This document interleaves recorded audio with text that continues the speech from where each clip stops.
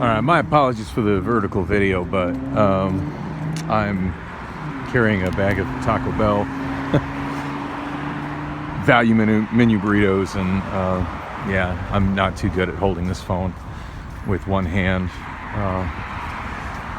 and carrying a bag of burritos. So, all right, we got somebody in the crosswalk. That's helpful. Yeah, you were in the pedestrian walkway, dude. Don't run me over. Thank you. You're in the crosswalk. You're in the crosswalk, dude.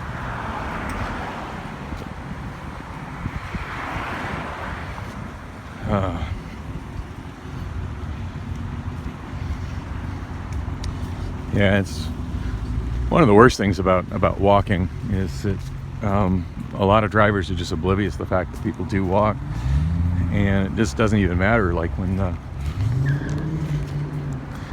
even if the pedestrian infrastructure is good, which like right here it actually pretty much is. I mean, the walkway from Taco Bell out to the sidewalk is nice. The sidewalk is nice and wide. It could be lit better, but I can see it barely.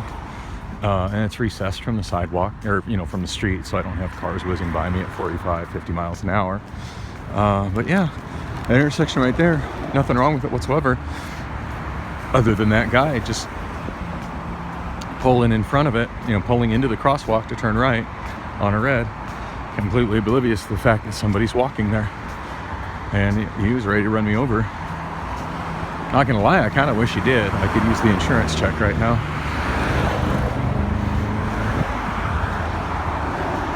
Hell, I could use a hospital vacation right now. One of the few things I do have is medical insurance. So. Oh, anyway, think happy thoughts. So, as much as I would love to get my Circle K Sip and Save drink, there's no Circle K that's walking distance between Taco Bell and my apartment. Yeah, from where Taco Bell is, it's almost a mile walk north and then west to the Circle K at 48th and Thomas, where my car died. Now it is a pretty short walk from that Circle K. Actually, about 3/4 of a mile from Taco Bell to Circle K. It's not a bad walk from that Circle K to my apartment, though. But yeah, I feel like doing that. I will probably walk up to that Circle K before midnight and try to get my free drink for the day.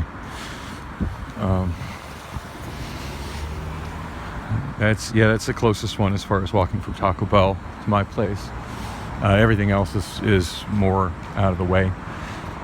You either have to walk a whole mile west down Oak, which includes backtracking a whole mile east, back to 36th Street and back. Exact same distance to 40th and McDowell, but instead of going a mile west, I go a half mile west and then a half mile south. Let's see, Circle K to the north. There's one at 44th and Oak, 44th and Osborne. So that would be 3/4 of a mile north from the Taco Bell, and then a 3/4 mile backtrack. So I'm looking at a mile. Actually, that's better than the two I was thinking of. That ends up just being a mile and a half of backtracking versus the one at 36th or 40th Street, which would be 2 miles of backtracking. Yeah, I'm doing the math right. or go to the one at 52nd Street in McDowell, and then I'm looking at none of it computes well. It's amazing how little things like this become a real pain in the ass when I don't have a car. I mean, not that the $1 for the drink is going to break me over at here's that bush that's in the dang way. Not that $1 is going to break me going to QT, but it sucks. It sucks because I got a free drink coming to Circle K, but I'm in one of the few spots where it's just not on the way, even though I'm surrounded by several Circle Ks. I'm thinking that woman who's taking up residence in that bus shelter. Oh, she got that shopping cart and all that stuff. Boy, was she giving me a dirty stare. Yeah, the homeless situation's getting pretty rough out here, and I'm hoping I don't join that population soon, but it's getting kind of scary as I'm approaching the end of the month and don't really have money saved up for rent. That guy turned left in front of me, but it didn't really impact my walking, so it's all right, I guess. And I am at the QT.